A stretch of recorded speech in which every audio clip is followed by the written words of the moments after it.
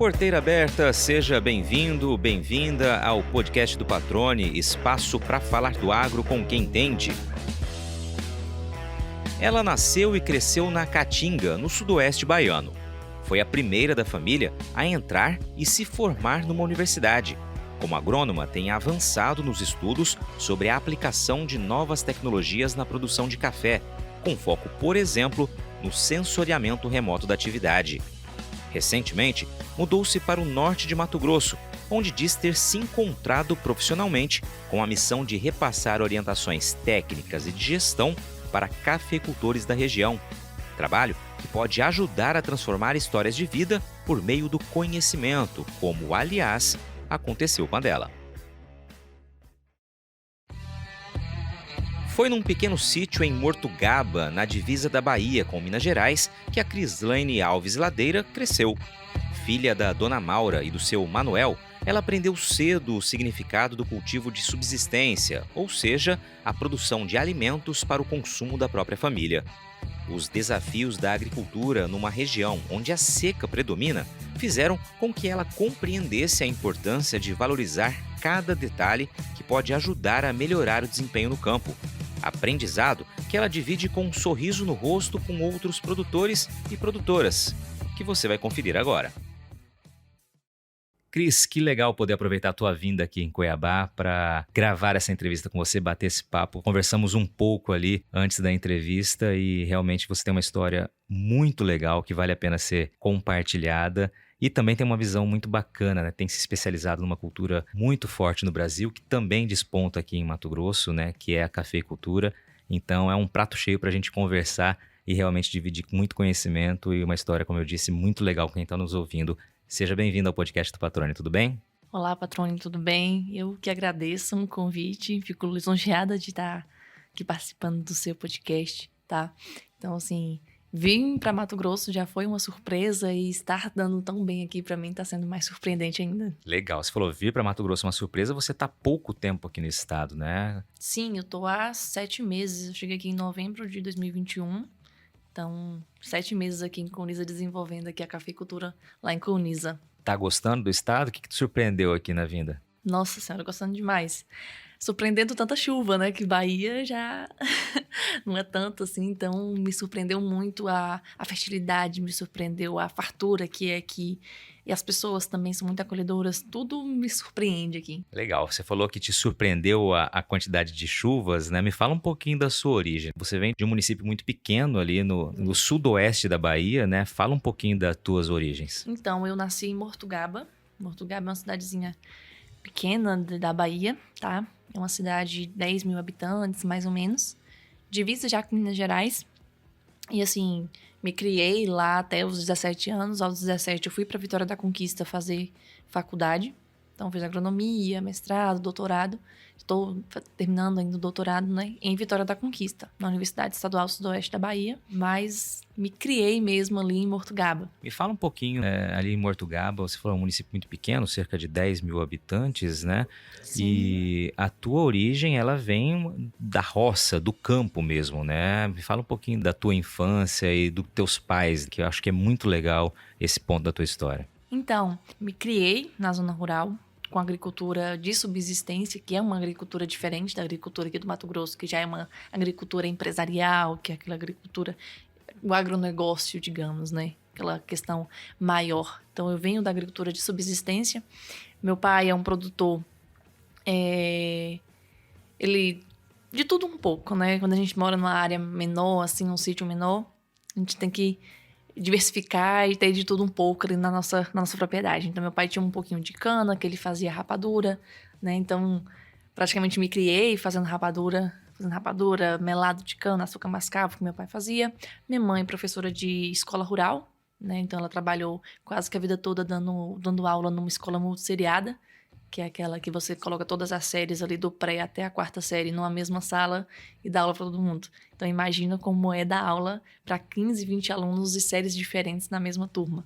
É uma coisa que eu admiro muito da minha mãe, ela ter conseguido, né, fazer isso dar certo, né, fazer essas aulas darem certo. É bem dificultoso, mas era uma ótima professora. Você, inclusive, estudou, Sim. né, nessa escola rural. Me fala como que era, né? Você já falou da dificuldade do ponto de vista da professora, da sua mãe, né? E do aluno, como que era? Ah, do aluno também, porque assim, da minha turma, por exemplo, tinha 2 alunos da mesma série, só eu e um colega. Então, assim, as atividades, até mesmo para você ter uma concentração. Você tá ali na segunda, terceira, quarta série já e tem uma criança de pré que tá aprendendo a ler. Então, aquela dificuldade de você concentrar, de você realmente ter aquele entendimento. Mas como a gente morava muito longe da cidade, muito assim, 20 quilômetros, era mais fácil ter uma professora ali dando aula na escola rural. E assim, por mim, eu tive uma formação muito boa. Isso não diminuiu da minha formação, no meu aprendizado, tá? Mas assim, claro que é diferente você ter uma professora para uma série, né, particular e ter vários alunos numa mesma Acho que sala. o esforço do aluno, né, e até o incentivo dos pais nesse momento tem que pesar mais, né? Sim, Porque realmente é mais difícil. Isso é fato, né? sim, sim. Então, assim, por parte da minha mãe, desse primeiro estágio aí da minha formação, teve essa questão. E em relação ao meu pai, a gente ia estudar de manhã, né, com minha mãe, a gente voltava e ia trabalhar na roça ali, ia arar uma terra ali com aradinho, os boizinhos tocando boi, e junto com meu pai, ia plantar um milho, a gente plantava tudo junto, né, milho, feijão, numa rocinha ali de uma meia hectare, por exemplo, na época das águas, ia fazer rapadura. Então, assim, a gente viveu eu e meus irmãos, né, que eu tenho mais 3 irmãos, a gente viveu essa questão rural muito ao pé da letra mesmo, assim, de plantar, de colher, de todo mundo estar trabalhando junto, com os meus avós, com os meus pais. Então, assim, era aquela coisa bem de colher feijão, de bater feijão no terreiro de casa. Então, era aquela coisa bem gostosa, assim, de trabalhar. Eu, particularmente, sempre gostei muito dessa parte rural. Você, desde a infância ou adolescência, enfim, você se via continuando no campo? Você, quando que despertou aquele interesse de falar, não, eu vou estudar agronomia, vou estudar algo para continuar lidando com essa área? Então, eu, até o meu último ano do ensino médio, né, até o terceiro ano, eu não tinha visão nenhuma de fazer uma faculdade. Até porque a minha família, ninguém tem uma formação. Tenho alguns primos assim, mais próximos que têm formação, mas da minha família mesmo, assim, para falar que tem a faculdade, praticamente nenhum tem, tá? Eu fui uma das primeiras a ter faculdade na minha família. E eu não tinha essa visão, tá? Meus irmãos, eles entraram um pouco ali para comércio, saíram de casa cedo, minhas irmãs casaram cedo, foram morar na cidade. Meu irmão foi trabalhar de servente de pedreiro em São Paulo. Meu pai também passou alguns anos, que isso também é uma questão muito tradicional da Bahia, né? A maioria dos homens, é quase impossível você ter um homem no Nordeste ali que nunca foi para São Paulo tentar ganhar a vida nessas grandes capitais e que às vezes deu certo, às vezes não deu. Meu pai e meu irmão já fizeram isso e voltaram. E, assim, em relação a isso, tem uma certa dificuldade de ter esse desenvolvimento lá na nossa região, porque o comércio é muito pequeno, a questão agrícola é muito difícil, porque você não tem água para fazer irrigação, o período de chuvas é muito curto, você tem aí 3, 4 meses de chuva no máximo. Então, assim, é um período, às vezes, dentro desses 3, 4 meses, a chuva ainda é bem espaçada, às vezes ainda fica 30 dias nesse meio que não tem chuva. Então, assim, às vezes é complicado você produzir nessa região, que é a região de Caatinga mesmo, o nosso município está dentro do polígono das secas. Então, região que é bem, bem carente assim mesmo. E aí, essa questão de despertar, eu conheci um engenheiro agrônomo, tá? Que foi lá na minha região, eu conheci esse engenheiro agrônomo. E assim, a gente conversando, ele, Cris, por que você não faz faculdade de agronomia? Eu falei, tá, mas como assim? Eu não tinha essa visão, não tinha esse entendimento disso, sabe? Aí eu falei, quem sabe, né? Queria já sair de casa, que eu sempre fui muito ativa. Eu com 12 anos, 12, 13 anos, tinha um salãozinho, ficava fazendo unha, fazendo cabelo do pessoal ali em volta, pra ganhar meu dinheirinho, né? Então, minha família não tinha condição de me dar tudo que eu queria, então eu tinha que caçar um jeito de conseguir um dinheirinho. Aí eu pensava, mas será que eu faço a faculdade? Minha família não vai ter condição de ficar me mantendo lá em outra cidade pra eu poder fazer. Eu pensei, vou fazer o vestibular. Bora ver o que dá. Quando eu fiz o vestibular, eu passei em primeiro lugar em agronomia. E aí, falei, acho que as águas estão começando a rolar de uma maneira positiva aí. Maravilha. Como é que foi? Agora bateu uma curiosidade, né? Quando você disse, especialmente para sua mãe, que você tinha interesse em fazer a faculdade, né? Se tornando a primeira aí da sua família, como você destacou. Você se lembra da reação? E quando você passou, como é que foi isso na tua casa? Na verdade, a primeira ideia, assim, fazer faculdade, a primeira ideia do pessoal em volta de mim era, esse negócio não vai dar certo, não, esse negócio é só mais para filhinho de papai, que vai ter condição de ficar mantendo lá. Como era em outra cidade, uma cidade grande, que Vitória da Conquista já tem 350 mil habitantes, já é uma cidade, né, para estudar, trabalhar, já é um pouco mais corrido. Eu falei, não, mas eu dou conta, se passar, mas eu também não tinha esperança de passar, porque eu não fiz cursinho, nada, Você veio com o estudo ali do multisseriado até determinado tempo, foi até o terceiro ano. Isso, mas até o terceiro ano em escola pública. Aham. Só que ainda não era mais muito seriado, Aham. né? Escola pública.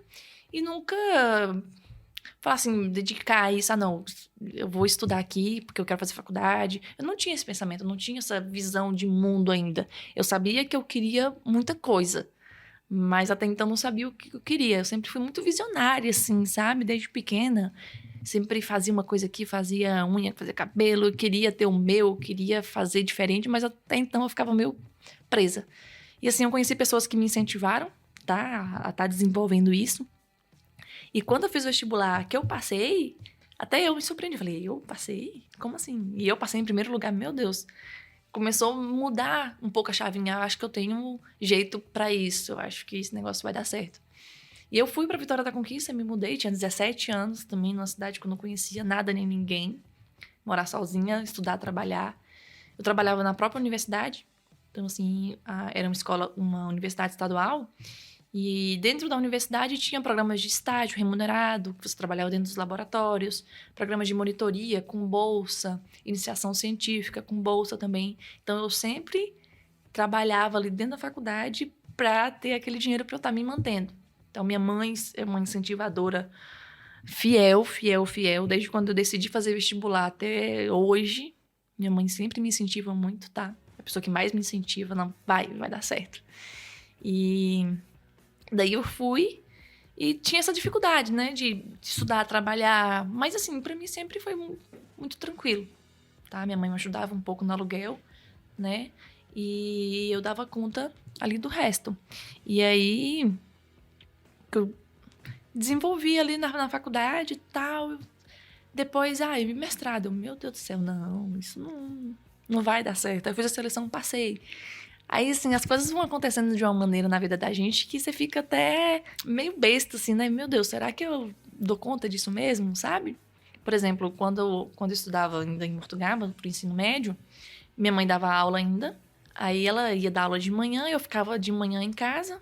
A gente cuidava do nosso avô, o pai da minha mãe, né? Doente em casa, eu cuidava da casa. Isso eu com 10 anos, mais ou menos. Fazia almoço, tudo, cuidava ali. Minha mãe trabalhava fora, ela não tinha tempo pra isso, né? E aí ajudava ela um pouco ali a estudar. Às vezes meu pai tinha camarada ali, às vezes, né, camarada, uma pessoa pra ajudar, né, pagando a diária. Tem que arrancar um feijão, tem que cortar cana, alguma coisa assim. Às vezes vinha um vizinho ajudar, aí tinha que fazer a comida, levar lá na roça, voltar e estudar. Então, assim, era uma vida muito cheia de coisas, sabe? Que tornam, assim, para muita gente obstáculos, né? Mas você estava acostumada a conviver com isso, né? Com essa correria e incorporou mais uma correria ali Né? no teu dia a dia, e tirou de letra, como ficou claro aqui nas tuas respostas. Agora, Cris, o que você falou, né? Uma pequena propriedade, só para a gente trazer esse ponto aqui. Qual o tamanho da propriedade de vocês? E você falou do teu pai, né? Fazer rapadura. Vocês viviam disso, a renda vinha disso, vinha dessa produção. Então, a renda principal era o salário da minha mãe como Ah, professora, sim, exatamente. tá? Porque, assim, se você for considerar o contexto no qual eu vivia lá, a nossa família ainda era a melhor, porque tinha um salário. Muitos dos meus vizinhos não tinham salário nenhum, tá? Então, assim, era só da agricultura de subsistências, de ajuda de governo, de Bolsa Família, de essas assistências governamentais, tá? Ou então só do próprio sustento ali do sítiozinho mesmo. A mandioca que ele plantava, ele colhia. De um feijão que ele plantava, ele colhia. Lá em casa ainda era diferente, que minha mãe ainda tinha um salário. Então, a principal era um salário mínimo, né? Então, o principal lá de casa ainda era o salário da minha mãe. Como a produção de cana, ela não é durante todo o ano, tá? Para fazer rapadura, tem épocas que você planta a cana, ela demora um tempo para crescer, para chegar no ponto de corte, para você trabalhar com ela. Então, assim, não era sempre que meu pai fazia rapadura, né? Assim, todos os dias que ele fazia, todos os meses. É esporádico. Assim, era uma renda complementar. Então, essa questão, o principal mesmo era o da minha mãe. Só que aí, assim, para alimento nosso mesmo, era basicamente do próprio que a gente produzia.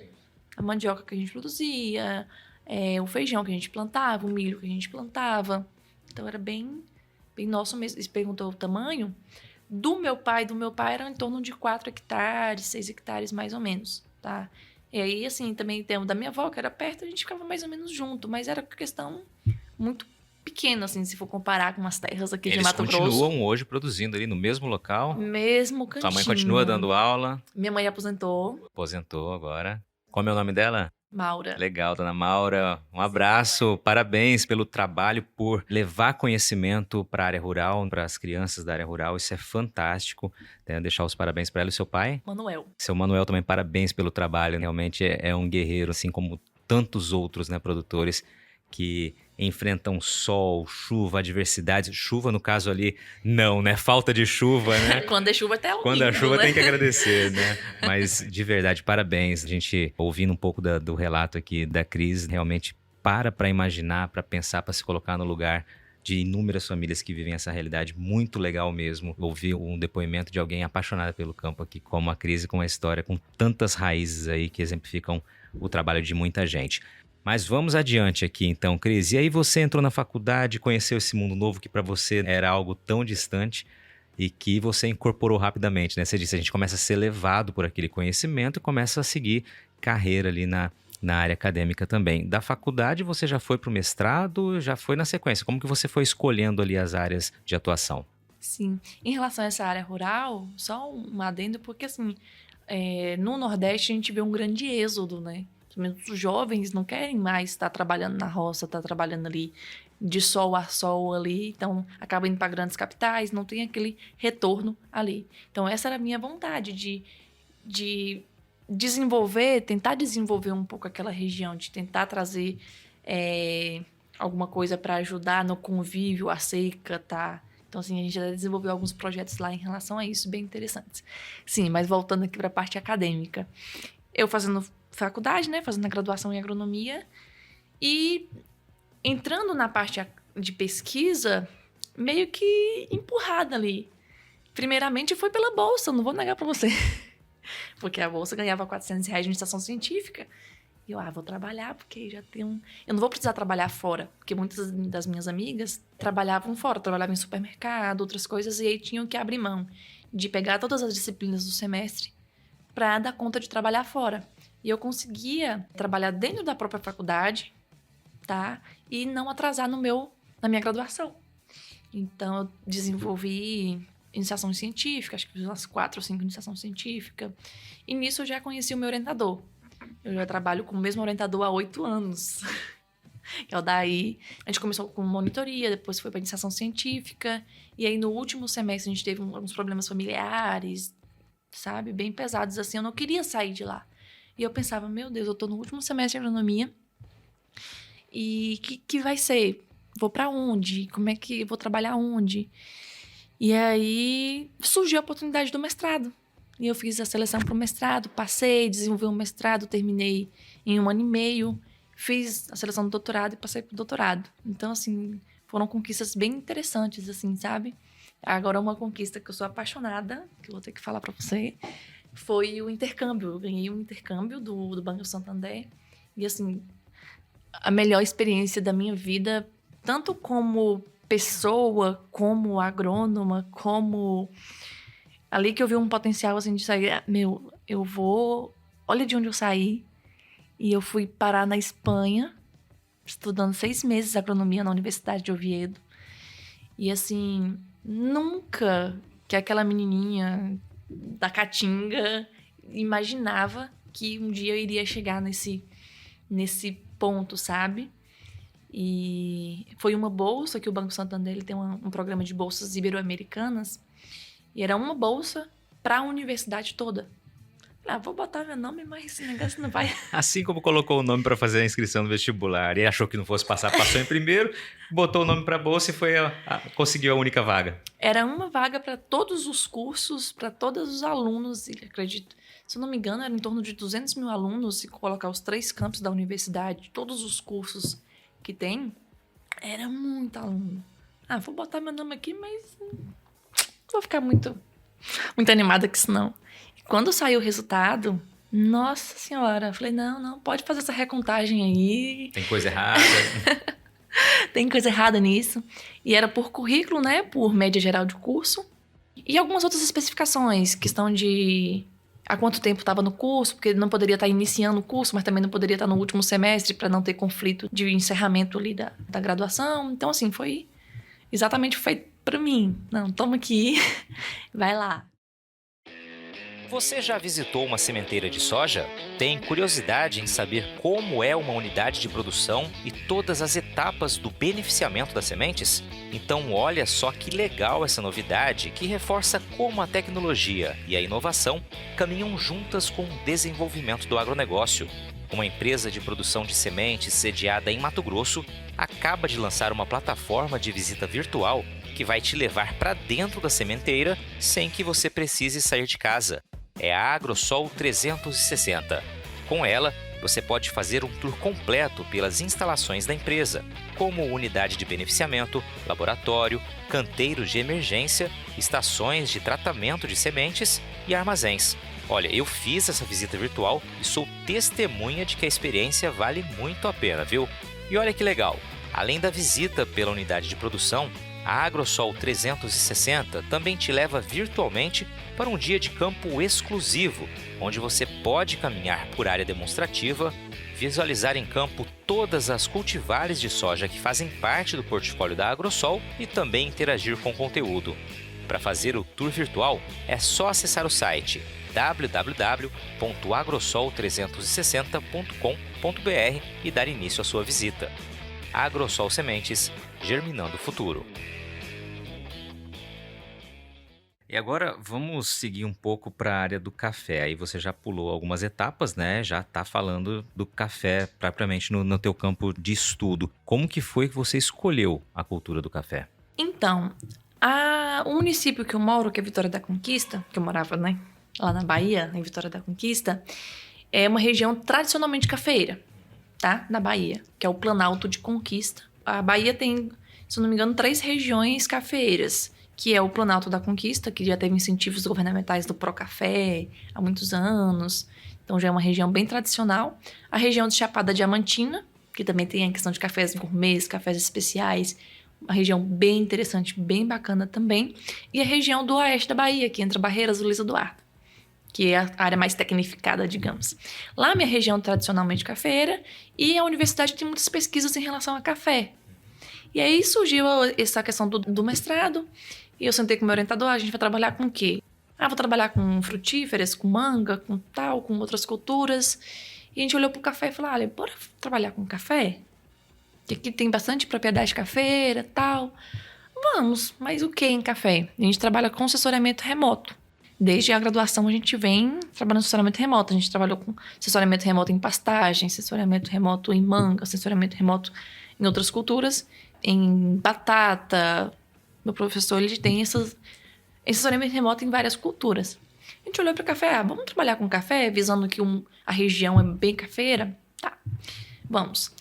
E aí a gente, entrando já para essa questão de drones, de novas tecnologias, de novos sensores e tal, vamos trabalhar então com a aplicação de novas tecnologias para cultura cafeira. Porque assim, se você for levar para soja, para milho, para algodão, já tem muitas pesquisas, já tem novas tecnologias para isso. E para café fica ali meio de lado, com essa questão de novas tecnologias. Então vamos desenvolver. E no mestrado a ideia era trabalhar com estimativa de nitrogênio foliar, através de sensores. A gente teve resultados bem interessantes. E através desses resultados, vamos desenvolver mais? Só que eu já estava com 1 ano e pouco de mestrado. Aí eu fiz a seleção do doutorado também. Assim, se eu passar, bom. Se não passar, eu fico mais. Porque no mestrado eu tinha bolsa, né? E aí eu falei, se eu não passar no meu doutorado, eu fico mais um tempinho no mestrado até terminar o período vigente da bolsa. Aí eu passei.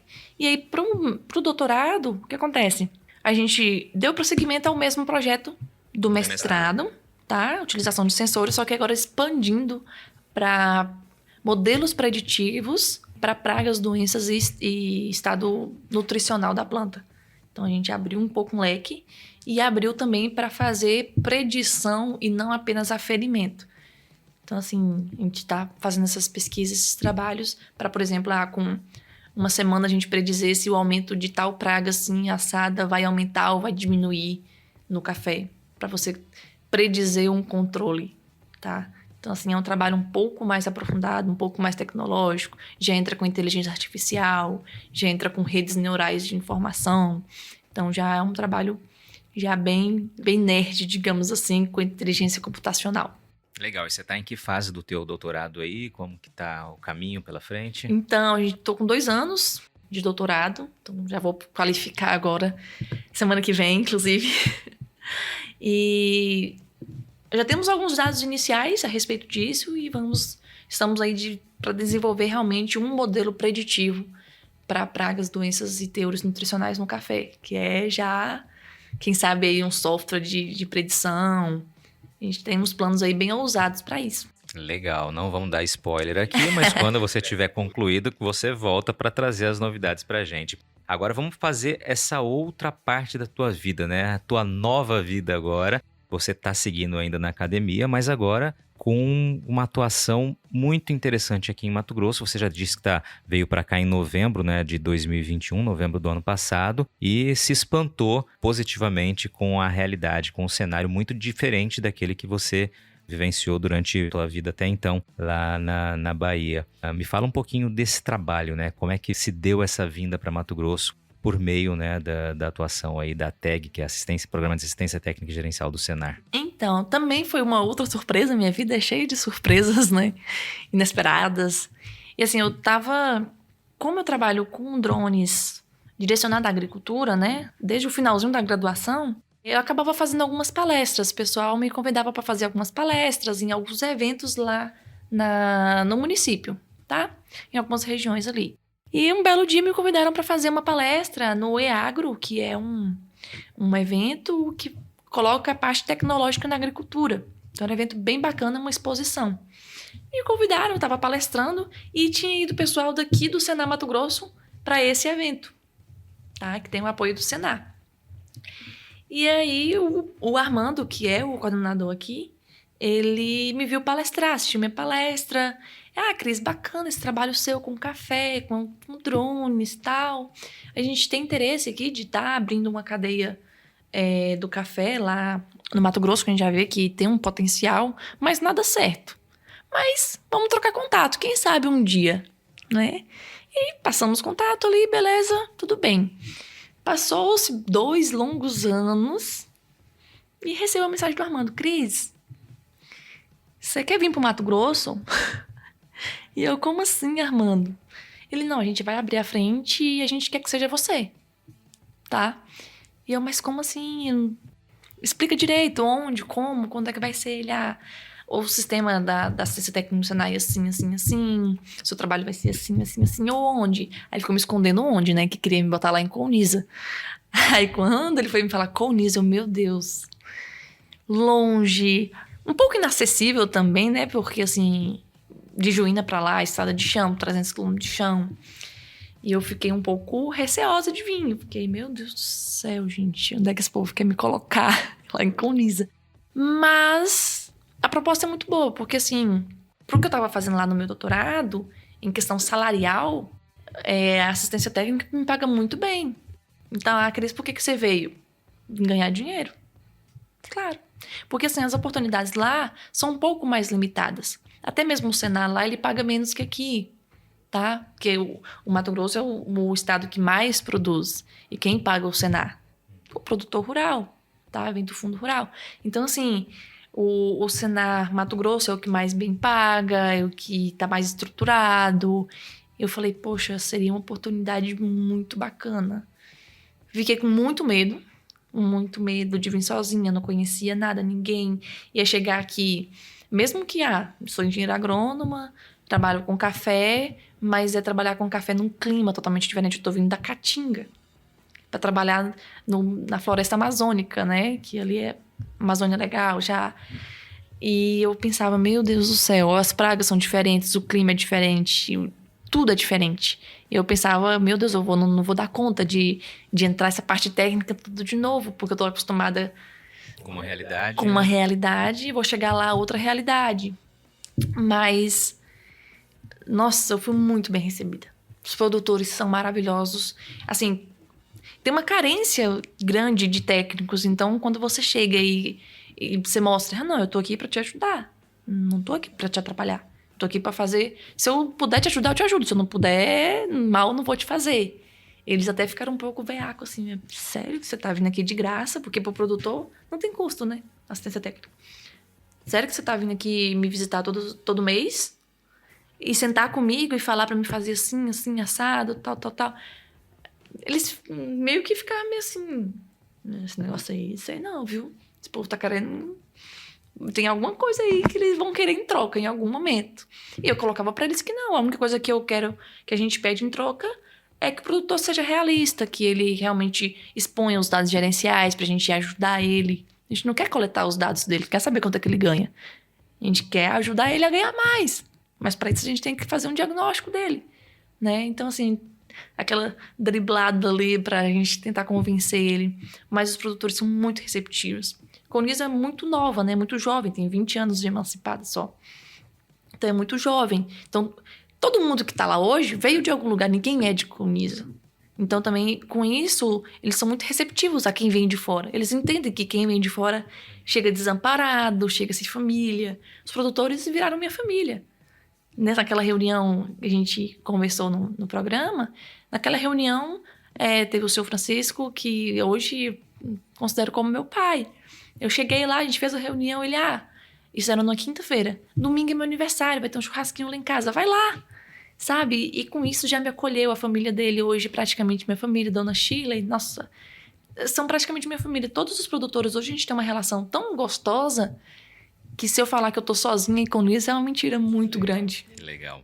Eu vou fazer algumas observações aqui dentro dessa tua fala. Então vamos lá. Primeiro você citou o Armando Urenha, coordenador, né, da ATEG, do Programa de Assistência Técnica e Gerencial do Senar Mato Grosso. O Armando foi nosso entrevistado no programa 07, logo no início do podcast, né? Assistência técnica não é assistencialismo, foi um dos recados que ele deu. A história do Armando é muito legal também, um cara realmente diferenciado, como costumam dizer, e tem um olhar bom para identificar técnicos. Aí você é uma prova disso também, né? Como toda a equipe da TEG, o Armando, um trabalho de excelência, o qual eu admiro muito. Deixo um abraço para ele aqui também. E a dica para você que não ouviu eventualmente essa entrevista, acompanhar então essa entrevista do Armando Urenha no episódio número 7.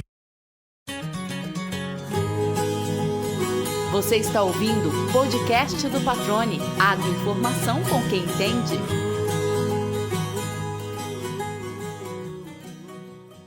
Você disse que veio para Mato Grosso inicialmente, o que te despertou foi a questão financeira, né? Ou seja, é uma oportunidade de realmente ganhar dinheiro. E isso é interessante o quanto o Mato Grosso gera de oportunidades, né? Um estado com dimensões gigantescas, né? São mais de 90 milhões de hectares aqui em Mato Grosso, com uma população ainda muito pequena, né? Se a gente considerar em números em torno de 3 milhões e meio aproximadamente, e com muita gente que está aqui realmente querendo fazer a diferença, querendo gerar resultados. Muita gente veio de fora, muita gente daqui mesmo, que nasceu mesmo no Mato Grosso, com uma característica que é essa que você disse, além de buscar fazer diferente, melhorar, estar sempre olhando adiante, né? Essa receptividade, isso é muito legal aqui em Mato Grosso. Também sou um forasteiro, vim de fora, vim do estado vizinho de Mato Grosso do Sul, também fui muito bem acolhido aqui e sou muito grato por tudo que o agronegócio em especial, né, as pessoas que fazem o agro me proporcionaram, e você está experimentando isso agora também. Vamos falar um pouquinho, Cris, de como é a cafeicultura aqui em Mato Grosso, que eu acho que é legal para quem não sabe dessa também produção que existe aqui no estado. Vamos situar quem está nos ouvindo sobre a cafeicultura por aqui. Que o pessoal olha para Mato Grosso, milho, soja e algodão, né? Só, né? Só, e olha gado. isso. E gado. E gado. Esquece de todas as inúmeras culturas que são cultivadas com sucesso aqui também. Sim, sim. E o café, ele vem crescendo, né? Ele não é tradicional, não está aqui há décadas aqui, mas ele vem ganhando um destaque, tá? Então, assim, ele já entrou no boletim da Conab, tá? De produção. Então, assim, ele vem produzindo e ganhando espaço, ganhando em produção e ganhando em área plantada já em relação aos outros estados, tá? E, assim, ele teve um incentivo há algum tempo, alguns anos atrás, do próprio governo em estar desenvolvendo essa cafeicultura, tá? Teve um projeto, e aí esse projeto englobava 49 municípios do estado, e desses 49, hoje 31 são produtores, tá? Dentro desses 31 que são produtores, 5 que lá perto da região que eu tô trabalhando, tá? Coniza, Juína. Juína tem uma região muito bacana, que é a região de Terra Roxa. Região muito produtiva mesmo.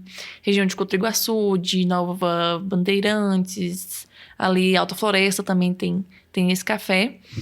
E aquela região é interessante que ela tem uma influência muito grande de Rondônia, tá? Então tem essa influência de Rondônia, que já produz café há mais tempo, como a gente tá ali coladinho, e como grande parte da população hoje principalmente Coniza, principalmente Coniza, né, que foi a última colonizada ali da região, tem muita influência de rondonienses, ou de pessoas que vieram de outros estados. Muita gente veio do Espírito Santo, veio até mesmo da Bahia. Muita gente lá veio da Bahia, eu achava que eu não ia achar baiano, mas onde tu vai, tu acha um baiano. E aí tem muito baiano, tem mineiro, que veio para Rondônia já tentando buscar uma vida melhor, já tentando ter o seu próprio lugarzinho. Só que como Rondônia já estava um pouco mais avançado, terra já estava cara, e aí já não conseguiam se estabelecer, ficava de empregado para os outros, iam para Coniza e conseguia seu pedacinho de terra. Então, quem colonizou Coniza, basicamente, aí foi mais ou menos essas pessoas que saíram ali de Rondônia e foram começar ali. E, primeiro, começaram com o café seminal. Café seminal é aquele da semente mesmo. Propagado ali, né? por semente, isso. Só que a produtividade não é tanta, tá? O espaçamento dele é maior em relação por área, a produtividade por área é muito baixa em relação ao clonal. O clonal ele tem um potencial genético muito bom, um potencial produtivo muito bom, o espaçamento já é menor, e já facilita o manejo também para o produtor. Então, assim, eles facilitaram a vida quando eles começaram a trabalhar com o clonal. E esse clonal basicamente vinha de Rondônia também. Então, muita influência de Rondônia para esse café mato-grossense em Coniza, né, que é a capital do café, é o município que mais produz café no Mato Grosso. Hoje, quando fala assim, maior produção em Mato Grosso, a gente está falando de aproximadamente uma área superior a quantos mil hectares? Pela CEAF, eles fizeram uma contabilização aí de em torno de 15, se eu não me engano, 15 mil hectares. Mas já há alguns anos atrás, né? Eu lembro que você falou isso um pouco antes. Isso, lá para 2015. É um dado ultrapassado, né? Então, assim, só Coniza, né, desse último ano, tá? Do ano passado para esse ano, a safra 21-22, foram plantados mais de 1.200.000 mudas. 1.200.000 mudas. Isso mostra que está expandindo ainda a atividade. Sim, tá em grande expansão. Então, assim, esse café, até ele ser produtivo, esse número de 1 milhão de mudas em 2-3 anos seguidos, tá? Implantações de novas áreas 2-3 anos seguidos. Então, assim, é muito café sendo implantado, tá? E esse café que foi plantado aí ano passado, ou 2020, vai começar a produzir agora. Então, assim, vão ser áreas, essa produção tende muito a estar crescendo nesses próximos anos. A gente já tem uma produção bacana. Com o NIS, a gente está aí em torno de 60 mil sacas limpas, tá? Por ano. E um potencial aí já dos próximos anos já ter uma safra ainda maior por conta desses plantios que foram feitos aí há 2 a 1 ano atrás.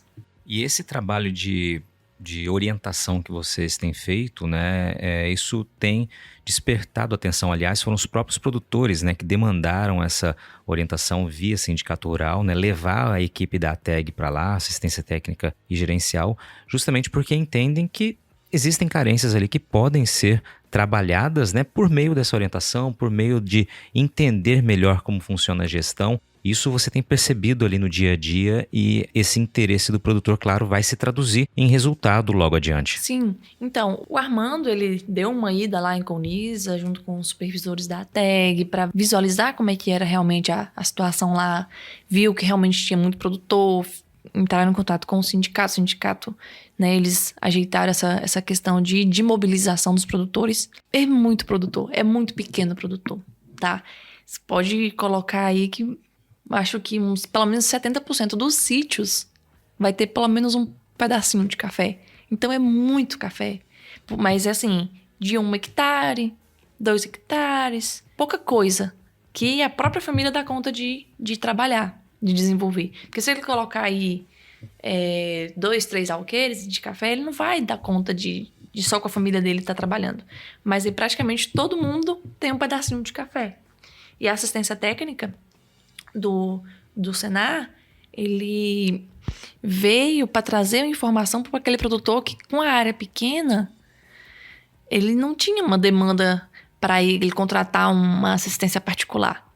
Ele não tem nem dinheiro nem para 1 hectare só. Eu vou contratar a conta não fecha. Mas para o Senar, ele fazer esse produtor, que é um produtor com 1 hectare, ele pode produzir 150, 140 sacas por hectare, como a gente tem um caso lá do seu Ascalino, que é um produtor que eu atendo via Senar, que chegou a produtividade de 140 sacas por hectare. Então, hoje o café está aí R$650, mais ou menos. Então, é assim, gera bastante dinheiro dentro da propriedade. Talvez a principal atividade econômica é o café, mesmo sendo 1 hectare só. E é isso que ele não enxerga muitas vezes, né? E essa assistência, essa orientação vai fazê-lo perceber isso. Que ele está com uma atividade que pode ser muito rentável, ele está investindo numa cadeia que pode se tornar muito rentável para ele, para a realidade dele, e que hoje é tratada, como você disse, como segunda ou terceira cultura daquela pequena propriedade, né? Sim, imagina, vamos supor, você tirar R$100 mil em 1 hectare por ano. Agora imagina isso com gado. Quando que com gado você consegue fazer R$100 mil em 1 hectare? Seja leite ou seja corte. É quase que impossível. Você não consegue gerar essa quantidade de dinheiro nessa quantidade diária. A atividade cafeeira é uma das atividades mais lucrativas por área, se você for colocar ela por área. Lógico, tem outras, horticultura, outras que requer uma área menor, né? Que não precisa de área muito grande para gerar dinheiro, mas o café, naquele sistema ali daquela região, é um baúzinho de ouro. E como você está trazendo para a tua opinião pessoal, né? Encarando esse desafio, essa realidade que você tem vivenciado aqui em Mato Grosso, todo esse acolhimento e essa possibilidade de ajudar a fazer a diferença, mostrar um caminho que pode tornar aquele produtor mais produtivo, que ele tenha um desempenho melhor e, consequentemente, você que tem as origens, né, em pequena propriedade em que a agricultura é da agricultura familiar, né, a agricultura de subsistência, vai entender isso muito bem, que é essa mudança gera uma grande transformação calçada no conhecimento. Como que você está assimilando tudo isso, se a gente junta a tua origem com essa realidade hoje, Cris? Eu acho que eu me encontrei profissionalmente dizendo, sabe? Eu acho que eu não poderia ter feito escolha melhor do que trabalhar com isso. Não que a parte acadêmica seja uma parte ruim, mas assim, a parte acadêmica é uma parte muito...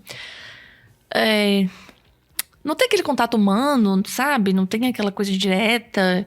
Não é uma área ruim, não é uma área que eu não goste. Mas a assistência técnica, lidar diretamente com o produtor, se sentar com ele e fazer a diferença na vida como você colocou, isso é muito satisfatório. É muito satisfatório. É muito satisfatório se você sentar com o produtor e o produtor que você sabe que é de baixa renda, tá? Que tudo que ele tem na vida dele tá investido naquilo dali. O sustento da família dele é basicamente aquele café. Que eu tenho um produtor desse tipo, ele tá com um alqueiro de café. São 8 mil pés. Ele sentou comigo e virou: Cris, é o seguinte... Já tem uns dias que você tá vindo aqui atendendo a gente e tal. E eu até falei com minha esposa. A gente conversou e falou que o que você falar, a gente vai fazer. E isso é muito gratificante pra mim como técnica, ter essa confiança por parte dele, pra ele falar pra mim e falar: não, o que você fizer, a gente confia em você em tal ponto do que o que você falar pra gente fazer, a gente vai fazer. Tá? De adubação, de controle de praga, de gerenciamento, onde é que vai investir? Vai investir numa irrigação? Ou vai investir em plantar uma área nova? Ou vai investir, sabe? Essa questão, porque eu tô mexendo com o dinheiro dele também. Eu tô sendo gerente dele. De início, a gente faz esse papel. Tá orientando a tomada de decisão, né? Exatamente isso. Ou seja, a relação de confiança tem que ser muito grande, né? A tua carga de responsabilidade, evidentemente, muito maior. Sim, porque eu tô mexendo diretamente na finança dele. Se eu falar com ele para fazer um investimento errado, eu posso falir uma família. Entende? Então, assim, é uma responsabilidade grande.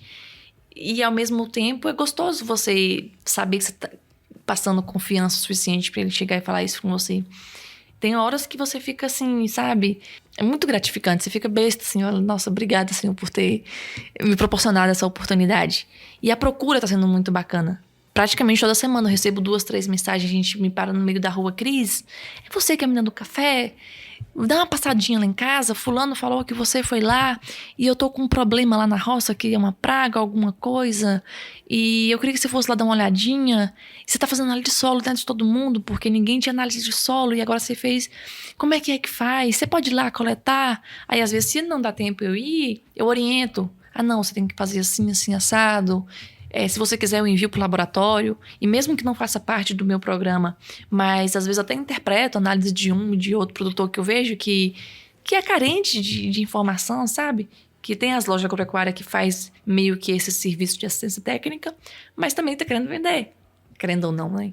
Então, assim, mas tem assistências muito, muito bacanas lá que a gente tem um contato, que a gente sabe que realmente faz um papel de assistência e não só de venda. Bem, bem interessante.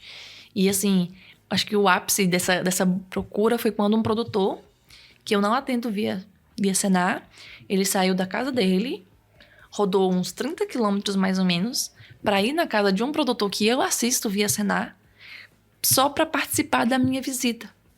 Só para tentar pegar um pouquinho da informação que eu estava passando pro outro, que era o assistido, como eu não assisto ele, só pra pegar um pouquinho de informação. Ele, Cris, é porque eu tenho uma rocinha assim, assim, e não sei o quê. E participando dentro do outro pra ver se ele tinha, sabe? Isso pra mim foi o ápice, assim, o cara rodar 60 quilômetros de ida e volta. Só pra me ver dando assistência pro outro. Que legal. Então, assim, é muito gostoso isso. Isso mostra, né, de fato, o quanto é importante esse trabalho que você e toda a equipe do Senar realizam, né, de levar esse conhecimento, né? Realmente, esse exemplo que você trouxe mostra como há uma carência muito grande disso e como os produtores entendem que essa informação vai ajudar a fazer a diferença.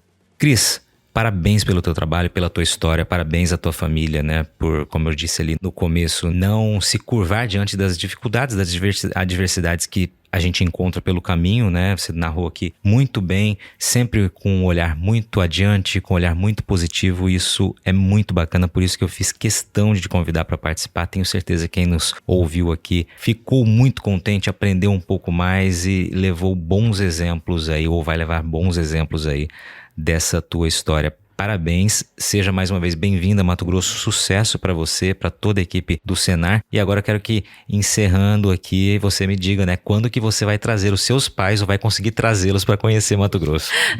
Rapaz, isso tá uma discussão que eu quero trazer eles a todo custo. Meu pai é uma pessoa que gosta muito assim, de campo, de pescar, sabe, aquela coisa assim. E Mato Grosso é um berço disso, né? Inclusive, lá em Conisa, eu vou pescar com o pessoal, no Rio Aripanã, não sei o quê. Rapaz, pensa na coisa mais deliciosa. Eu mando foto pra ele. Gente, eu falo, pai, você tem que vir pra cá. Que, assim, ele é uma pessoa extremamente esforçada. Você não tem noção do quanto aquele homem trabalha de sol a sol até hoje. E, assim, se fosse ele numa região produtiva e fértil e de tanta fartura como aqui, nossa senhora, não, sabe, não tinha tempo, freio. Né? Ainda há tempo, olha lá, vamos convencer então. Tô doida pra trazer, por mim já trazia, essa semana já vinha pra cá. Mas, quem sabe, eu convenço eles a vir pra cá. Maravilha, obrigado mais uma vez pela participação, viu? Parabéns. Muito obrigada a você pelo convite, eu me senti lisonjeada demais. E assim, é gostoso você mostrar um pouco a sua história, que às vezes você acaba incentivando outras pessoas também. Eu fui muito incentivada quando eu vi a história de outras pessoas que dava certo. E eu falava, eu também dou conta. Eu também consigo fazer isso. Porque às vezes você sai de um local tão desassistido, sabe? Tão difícil. E você vê histórias de pessoas que saíram de lá e que deram certo. Ou saíram de outras situações difíceis também e que deu certo. Então, assim, acho que estimula, né? Outras pessoas. E se minha história estimular uma pessoa, pra mim já tá lindo. Muito obrigada. E conheça a Bahia também. A Bahia é linda, a Caatinga é linda, tá? Então, assim, eu gosto muito de comparar a Caatinga à questão de resiliência. Você passa 8 meses com nenhuma folha em nenhuma planta e cai uma chuva, no outro dia passa, sei lá, 3, 4 dias, tá tudo verde, sabe? É uma coisa linda. A Caatinga é um bioma extremamente gostoso. É difícil, mas é gostoso. E aí, gostou do bate-papo? Então dá aquela força e compartilha essa entrevista com os seus contatos. E olha, aproveita para mandar aquele feedback dizendo o que você está achando do podcast do Patrone. Pode criticar, elogiar, sugerir temas e pessoas para dividir boas histórias aqui nos próximos episódios.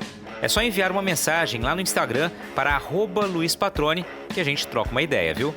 Então, gente, sucesso da porteira para dentro, força e fé da porteira para fora e vamos que vamos! Você ouviu o podcast do Patrone, agroinformação com quem entende.